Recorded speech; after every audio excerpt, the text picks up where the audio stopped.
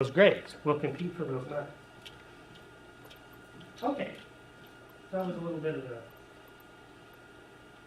a ramble through the mind control of that, but that's what we're talking about.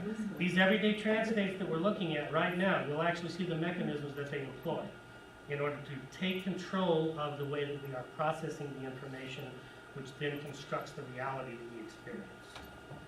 Okay. So the first one is age regression. This is a very common one.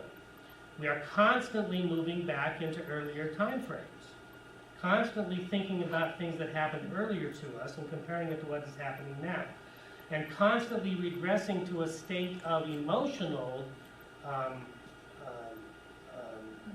feelings, from earlier childhood states. Okay? We're constantly doing that all the time without our even knowing it, unless we're paying attention to the process. And so, basically everyday age regressions occur, especially like when we're angry.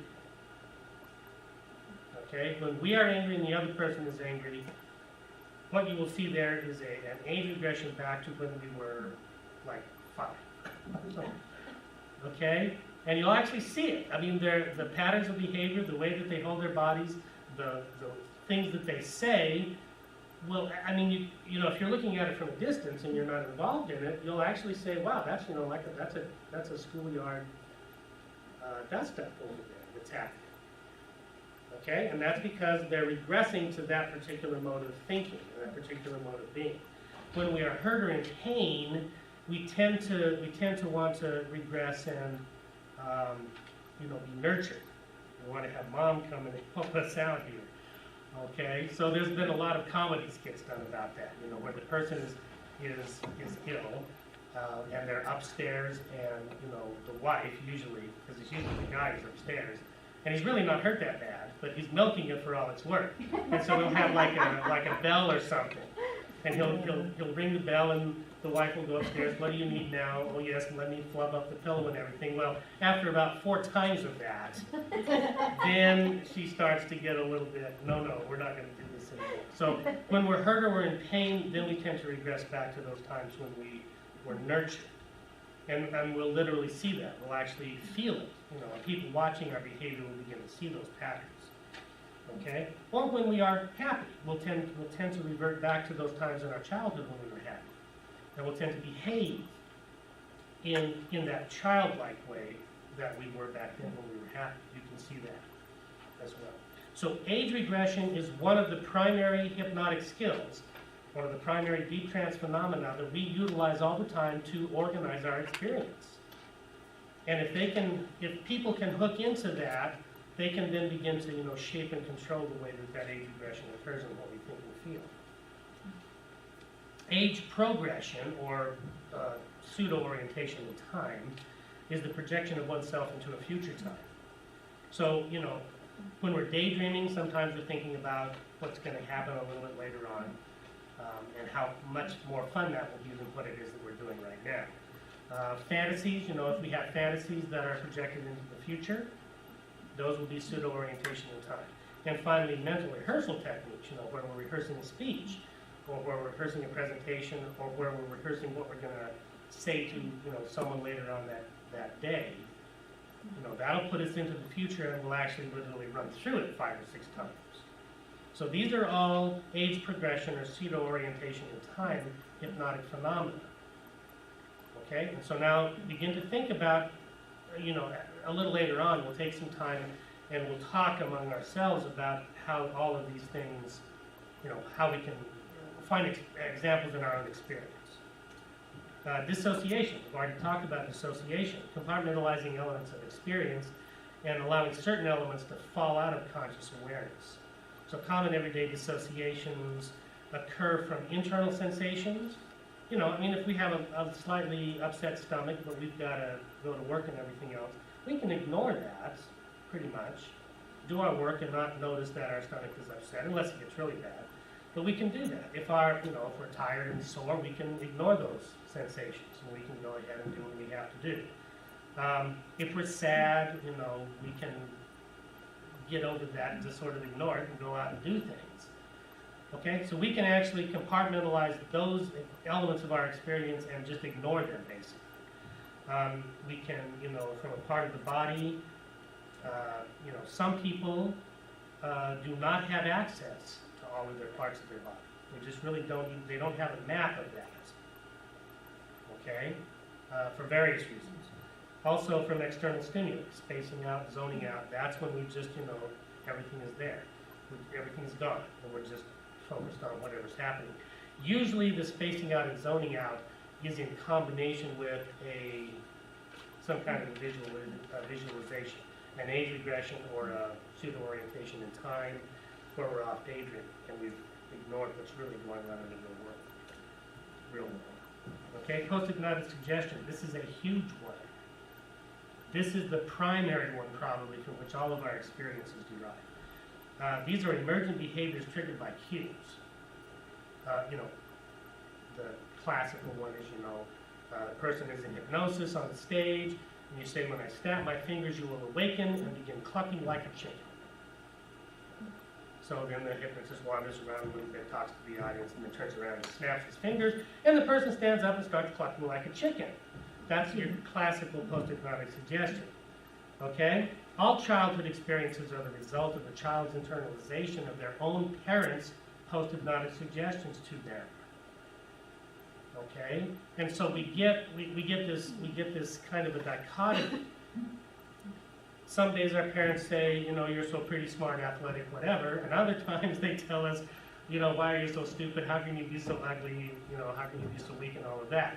And so we as children begin to internalize all of these post-hypnotic suggestions.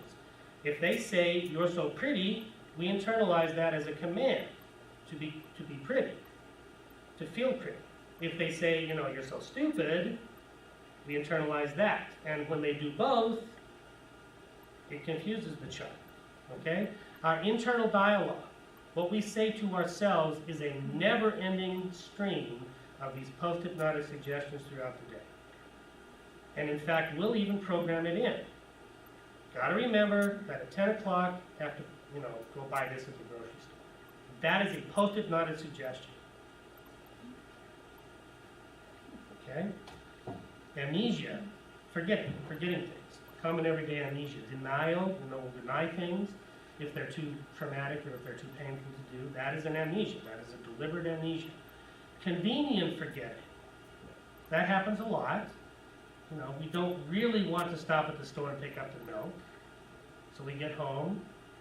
Our significant other says, where's the milk? Oh, I'm so sorry, I forgot. Okay? But we made the deliberate decision to forget before we left. Okay? So that's the convenient forgetting. Now, there are also neurotic and psychotic breaks that we have happen to us. One of the ones that is sometimes really irritating is when we lose things that we need, like our glasses or our keys. Okay? I mean, we had them last. They've got to be here somewhere. Okay? And what's happened is we have combined amnesia with where we put them, along with a negative hallucination, which is the next one. Negative hallucination is not seeing, hearing, or feeling something that is really present to our senses. So what happens in this case is, because of whatever's going on, whatever's happening to us there, we literally cannot see the keys or the glasses or whatever, even though we walk past them 5 or 6 times. All right? I mean, how many of you have looked in the refrigerator for your keys? Okay? Even though they're not there, but I've looked everywhere else. This is the only place I haven't looked, so you go look for it. Okay? These are psychotic breaks. Literally, they are breaks within the flow of reality. Okay? Normally, everything is pretty synthesized and everything flows together because we're using all of these techniques, all of these hypnotic skills, to create a flow of all of this data and to give it organizational structure and to connect the earlier stuff with the present stuff into the future stuff. When we have a psychotic break, boom, that means we've somehow lost track of reality, of the construction of this totally synthetic reality that we're creating all the time. That's a psychotic break. If it happens, to a large extent and we lose huge portions of reality, then we're institutionalized. If it happens when we lose our keys or our glasses, it's happened usually because of some stress that's going on that has, caused us to interrupt our synthetic flow of things. Because you're trying to remember so many things at once? Yeah, absolutely. Or because you're ill, or because, you're late. Your significant other is not helping. The kids are in the way. They want 5 different things. Okay? The cat wants to be let out. The dog wants to be fed. All of this is happening all at once, and you have this psychotic break, and now can't remember where your keys are. Okay? So then you have to go back through and try to find out where the keys are, and all of a sudden they just magically appear back in your reality here, and there they are. And then you go out and have do all of that stuff. So these are the ways that we construct our reality, our experience. Common everyday negative hallucinations.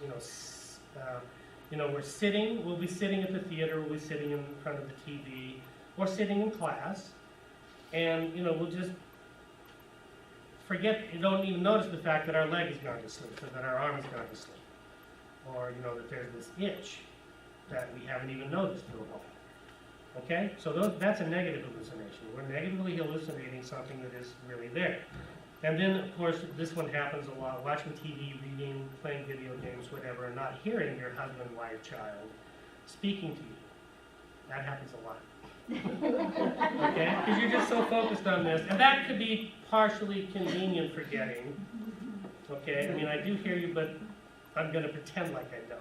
Selective hearing. Yeah, selective hearing. Okay, so these are all, but there are those times when you really don't. Really don't, yeah. Yeah, or if you do hear, the message doesn't come clear. It's like the Charlie Brown parrots off screen.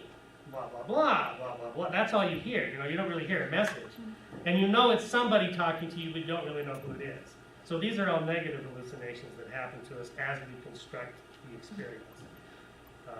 Positive hallucinations are seeing, hearing, or feeling something that is not really present. All right? Imaginary friends when we were young, or now. Visualization exercises in athletics, of course, or in business, or wherever we run into these visualization exercises. If you want to putt like Tiger, what you have to do is you have to imagine the ball rolling into the cup. And it really does work. Okay? It really does work. And it works even better if you imagine that the cup is 4 times bigger than it really is. So that's it. Basketball swishing into the basket. We have reports from professional basketball players and others, particularly Michael Jordan, who said that his visualization is a little more complex. He doesn't just see the ball, arcing up and going and swishing through the basket. He actually sees a path of light from the ball to the basket. And so what he says is, all I've got to do now is just push the ball onto that path, and it will just follow the path into the basket.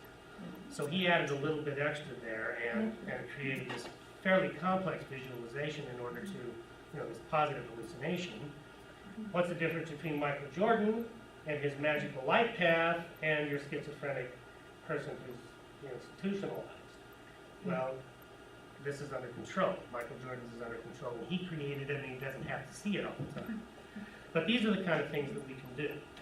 Can we go back to your leg falling asleep? I don't understand that. Oh, well, here, you've been sitting someplace, for example, and your leg has actually gone to sleep, but because you're interested in what's going on, maybe it's because you're having a conversation with somebody you haven't seen for a while. And then all of a sudden the conversation breaks, and you begin to notice, you take your attention away from that and begin to focus on other things, and all of a sudden you realize that, wow, my leg's asleep. Yeah. And then you have to, start to massage it or do whatever you need to do. Okay. And that's a negative hallucination of an actual physiological event. Okay? And some of the pain management techniques that we utilize this. The fact that we can't ignore. We can ignore and deny and negatively hallucinate the pain that we're actually feeling. All right? And, if it's really bad pain, we'll have to dissociate completely. But for mild to moderate pain, we can actually just negatively hallucinate. All right? confusion arises from incomprehensible behaviors of adults toward the child. As I mentioned earlier last week, children really do not understand the capricious and arbitrary demands that their parents and other adults and other siblings make on them. All right, they really don't make a lot of sense. So they have to sort of navigate and negotiate through this minefield of incomprehensible demands, and that can create confusion in the child. And then the child will mask that confusion in various ways.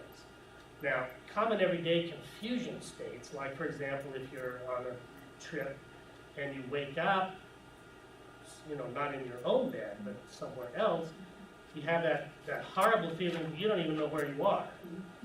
Okay, and that is a state of confusion because you have not been able to synthesize your own experience enough to put all the things together, and you wake up and don't know where you are. So then you have to reconstruct it. Oh no, I'm here.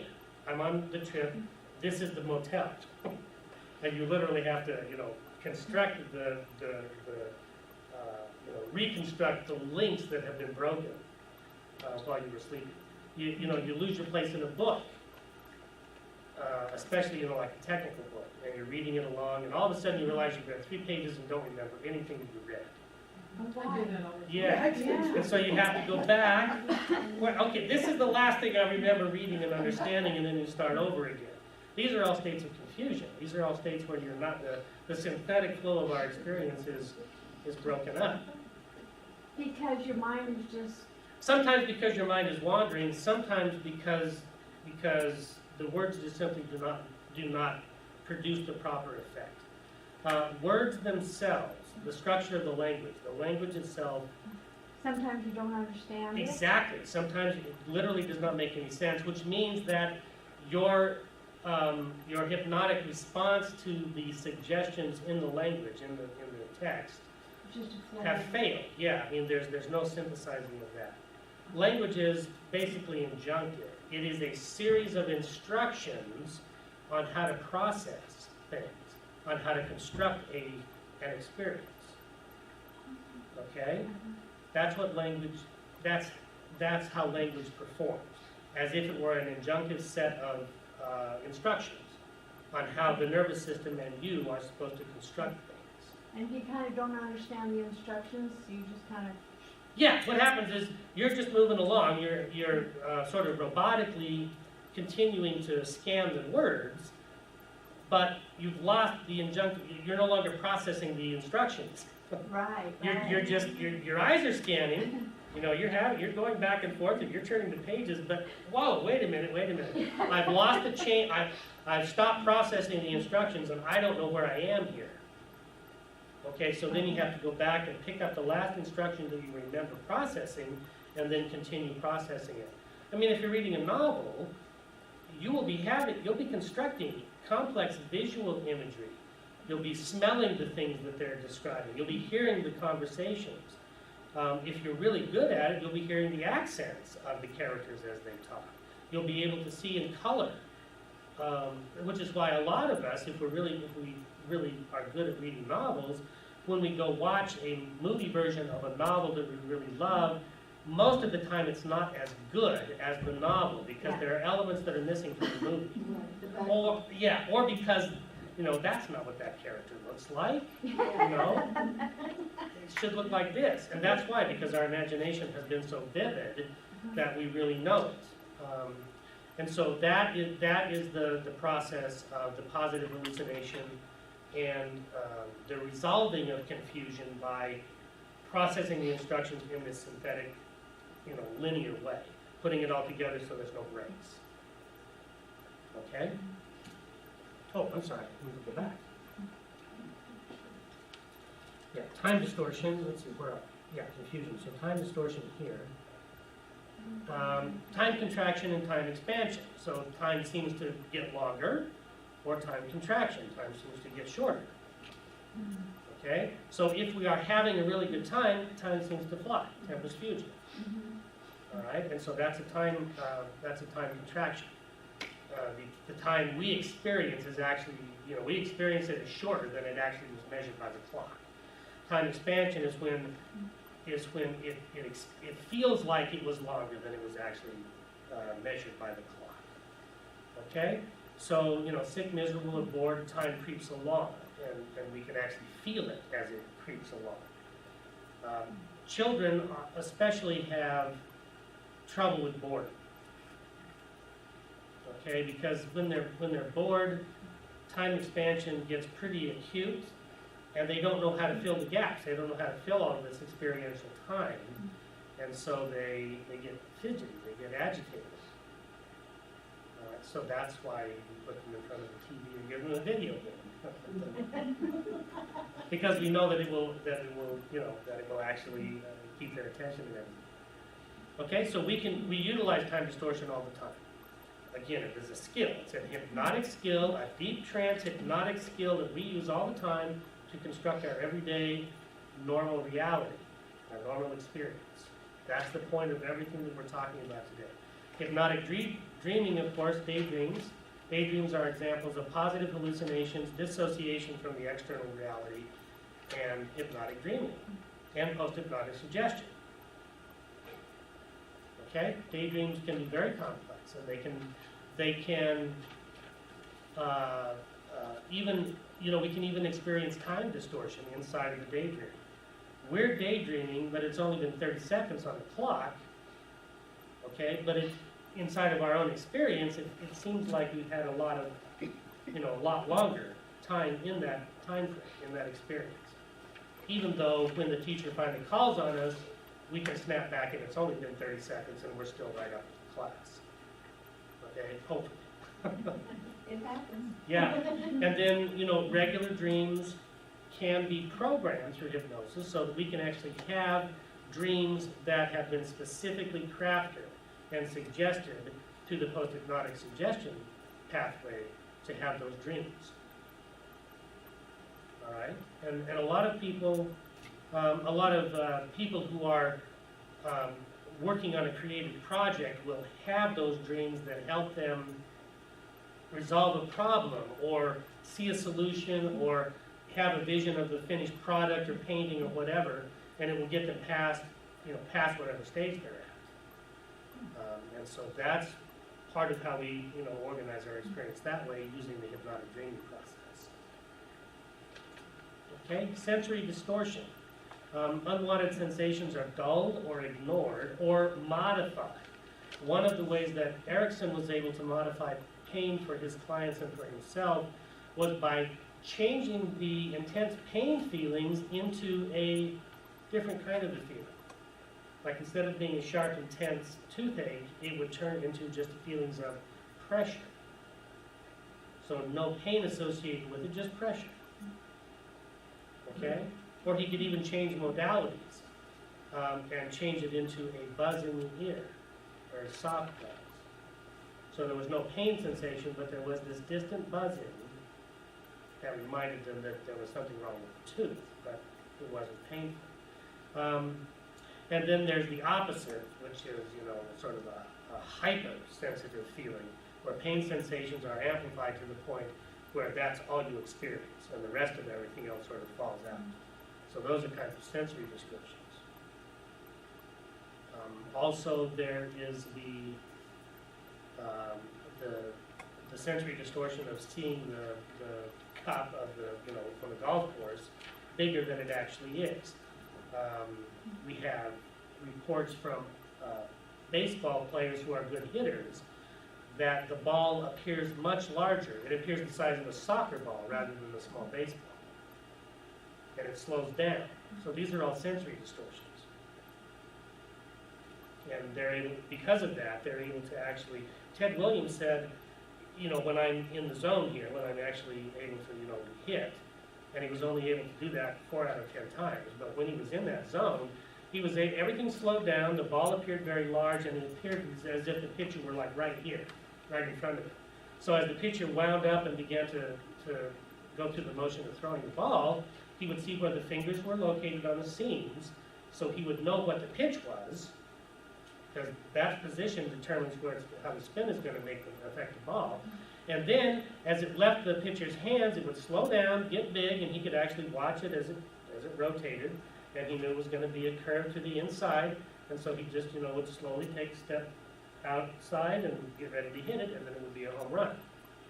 And a lot of baseball players are able to distort their sensory data in order to accomplish these kinds of things. All right?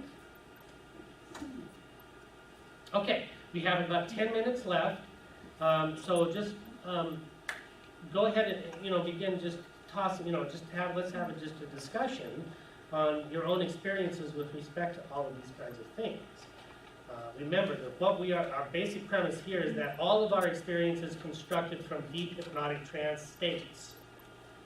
Even though we're in a totally normal waking state, all of our experience is organized by these deep trance phenomena. And all we have to do to take control of that process is recognize which one we're using right now, or which combination of ones we're using, and begin to change them, begin to modify them according to our will. Yeah?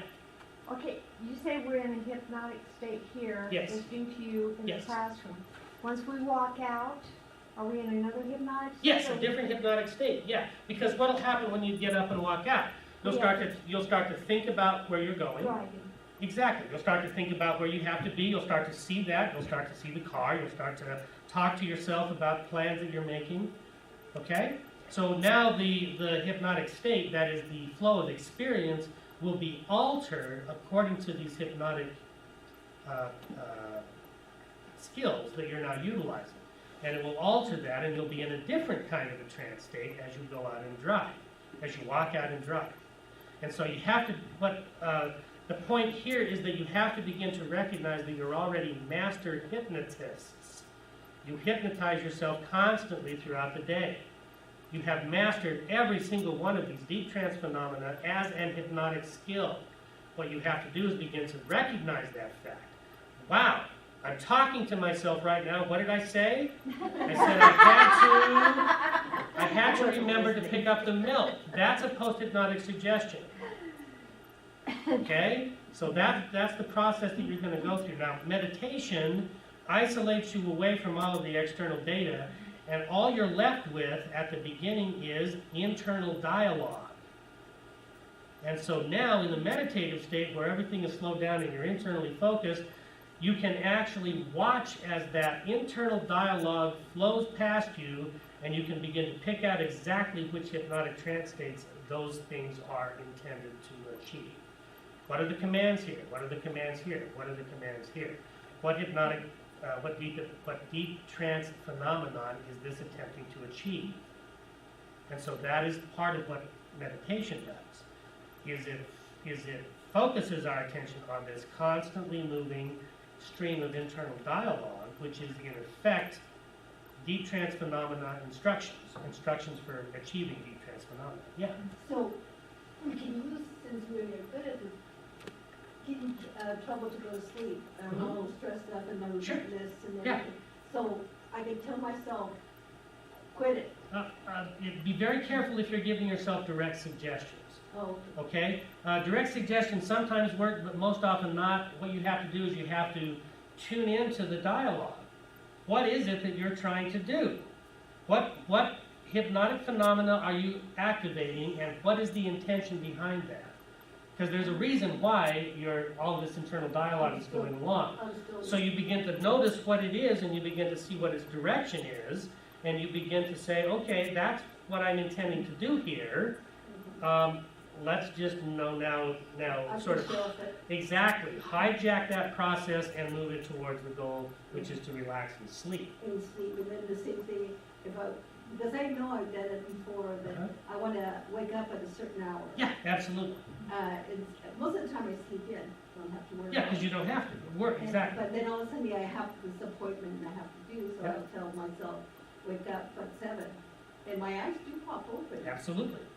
This is, Yep. So that is if you examine the way that you program that behavior, it's a post-hypnotic suggestion to awaken at 7, accompanied by probably a positive hallucination of the clock, or getting up, or opening your eyes, or what it is you have to get up at 7:04. so it's reinforced. Yeah. So that is the complex trance deep trance phenomena that you're utilizing and the skill sets that you're utilizing in order to program the instruction in to get up and set And then it'll do the reverse when I want to when you want to go to go sleep. Yeah, and if there's a lot of internal dialogue, notice what it is. I mean, there's a reason behind it. There's a psychodynamic reason for this particular stream of thought. So find out what it is, and then address those issues. I mean, if you're lying awake at night with this constant stream of information, it's something you need to pay attention to. It's not there. It could be there because of programming from the external environment. That's fine, but it could also be there because you have things that you need to resolve. And this will lead you right there because you're watching this series of deep trance instructions. And once you recognize that, you'll be able to say, oh wow, this is the deep trance instruction set utilizing these deep trance phenomena to achieve this particular goal. That means I have to figure out how to resolve this in another way. More productive way, more creative way, more immediate way. And then you'll be able to sleep at that point. So basically the premise here is that, like I said, we're all master hypnotists already. We just have to start to pay attention to how we construct our experience every day. And that, of course, leads us into the meditation, because that's what we're doing. We're observing the way we are constructing our experience during the meditative state. Now we can do it while we're awake, because now we know what to look for. We need to look for these specific kinds of instructions that lead to activating these specific deep trance phenomena, which we then begin to utilize as deep trance skills. and be aware of the cycle. Yeah, and be aware of the cycle. Be aware of the cycle so that you can utilize that to enter into that healing trance. Okay? Because that will put you in a it will physiologically put you into a natural alpha state. So then you can take that naturally occurring alpha state and imagine relaxing. Imagine, if you're going to do the autogenic route, imagine the feelings of warmth in the abdomen and imagine the feelings of cool in the forehead for 20 minutes. And that will help stabilize everything. That will help heal the body, heal the mind, heal the emotions without anything else, without having to do anything. You won't have to go spend, $300 an hour, 5 days a week with, a psychoanalyst. That's the other question about, if that's happening, should we let go of drugs, like sleep aids? Only if you can, yes. Yeah, sure. Be very careful. Be very careful if you're on those kinds of medications. You have to taper off of a lot of them because they're actually, they actually modify the way the nervous system operates. So just to go cold turkey from some of those things like Ambien would. For that 7 hours? Yeah, exactly. Would be painful and kind of distressing because of the withdrawal symptoms that you'd experience. Some of them can be even dangerous because they affect the heart and the heart rhythms and stuff. So if you're on those kinds of medications and wish to taper off, the best thing to do is just to contact your doctor or your pharmacist and find out the proper schedule. Because they know what that schedule is for that particular medication. And then you can just begin to, like half the dose, and then a quarter of the dose, and then you're off. Typically that's a tapering schedule. And then you'll be able to just do it on your own by utilizing these particular techniques. Okay? But be very careful about going off of these things just cold turkey, because it can be dangerous. Yeah? But once you get through the hypnosis part, the whole post-hypnosis part, like say you're in bed and ready to go to sleep, then is that when you can go into the meditation? Sure. And because I've been able to meditate myself to sleep 3 times now. Excellent. Just by forgetting everything and just the breathing. And just even the lying breathing. down. Yeah, even lying, exactly. That's it. Yeah. What you're doing is you're just basically working with the natural design features of the avatar. Remember that this thing is a complex biomechanical, bioelectrical, biophysical, biochemical machine with 30 trillion moving parts. Very complex. Designed specifically for our benefit. It's ours. Okay? This is mine. No one else has direct access to it but me. And so this is how I learn by interacting with the avatar, with my avatar, these are where I learn all of these skills, where I learn how to consciously deploy them. Okay? And so that's what we're learning how to do. This thing is the means whereby we learn what it means to be a non-local, the thinking substance that we are. That's what this is for. That's what it's designed for. All of these design features are there for our benefit. The fact that they've been hijacked by people who do not have necessarily our best interests at heart doesn't alter the fact that it is ours and ours alone. They have to hijack it in order to accomplish their ends. And we can stop the hijacking simply by taking control, simply by asserting our own control over our own avatar, by practicing these techniques. And that will lead us, if we practice 20 minutes a day in the morning and in the afternoon with, just something even as simple as the autogenic routine, that will then begin to heal all of the damage and sort of desynchronization that has been imposed on the avatar itself.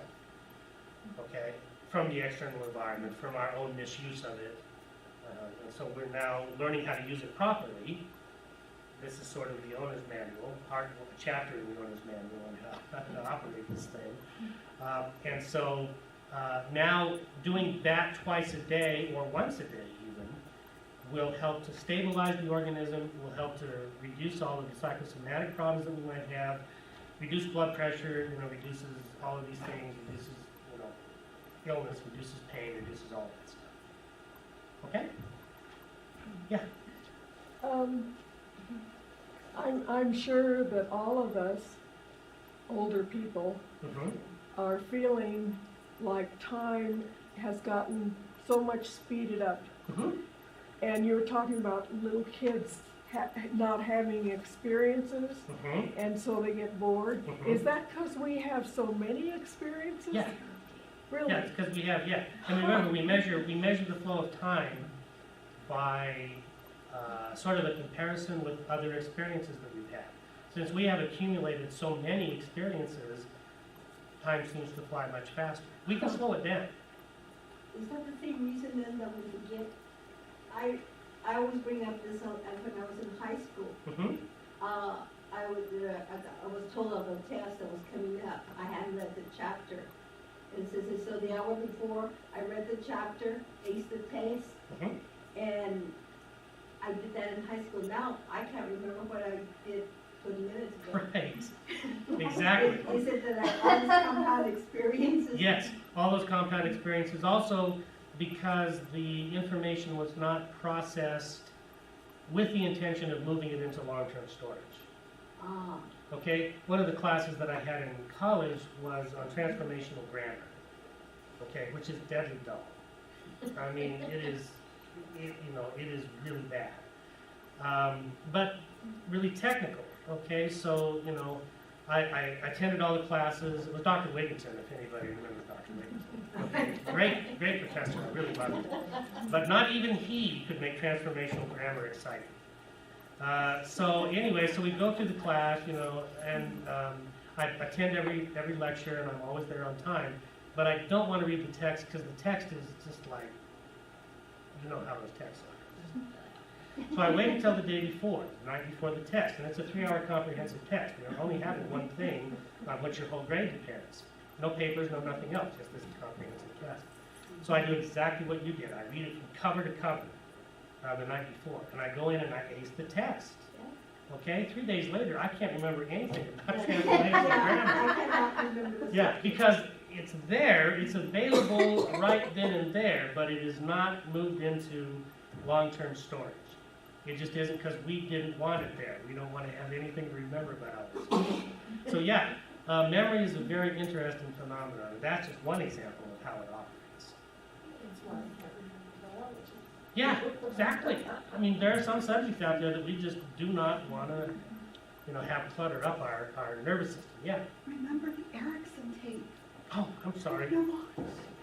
I did forget that. I'm sorry, I did forget Oh, that. yeah, That was a psychotic break. He must not want us to see it. Yeah, listen, I see it. There's some deep psychodynamic reason why I don't want you to see Erickson. Oh, man.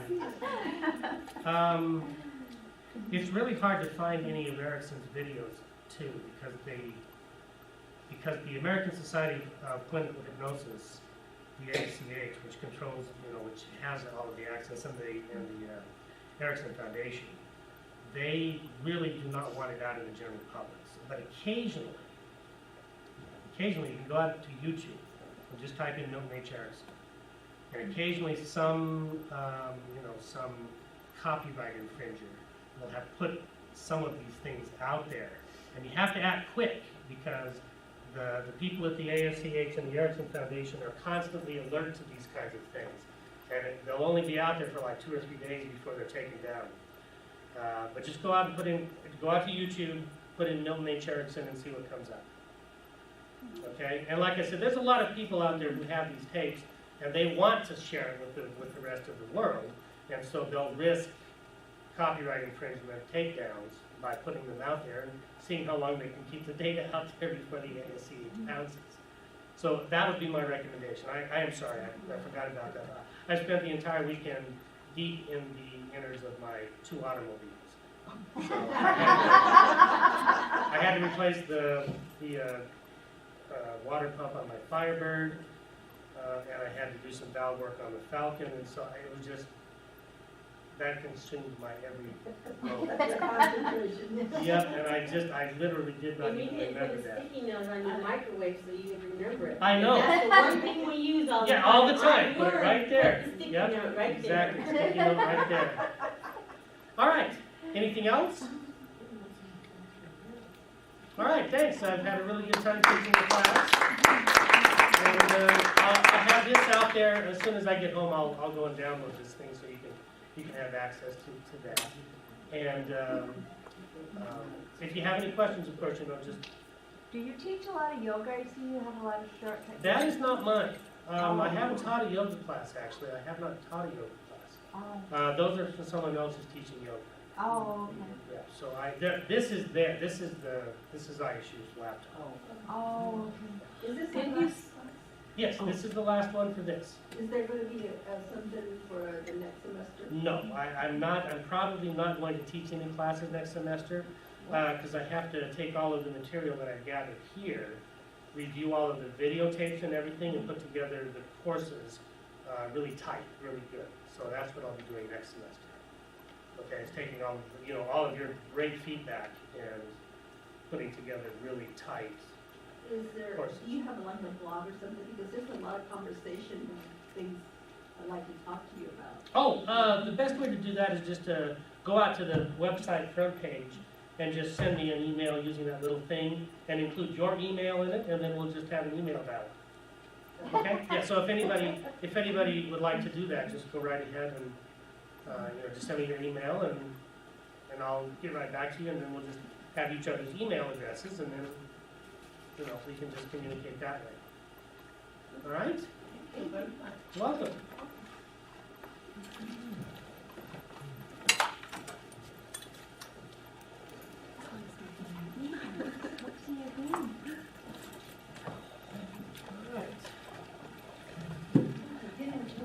Good, I'm glad. A lot of thinking. Yeah. A lot of thought. See you tomorrow? Yeah. Yes. I had thought I was going to do that, but they filled their.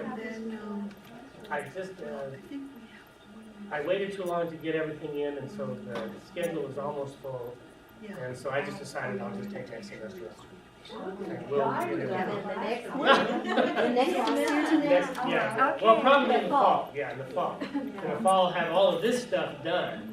And I was then, gonna say, I'm on that committee and I don't remember even hearing you. no, I didn't even put in meetings. But I didn't know our schedule was full because Yeah. we're still making That's, it. oh, you are still making it? Or you Yeah. told me that it was mostly full? We're having a meeting tomorrow.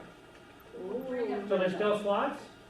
Well, now I don't know, but, who's in charge of it? Do you know Mary Spinner?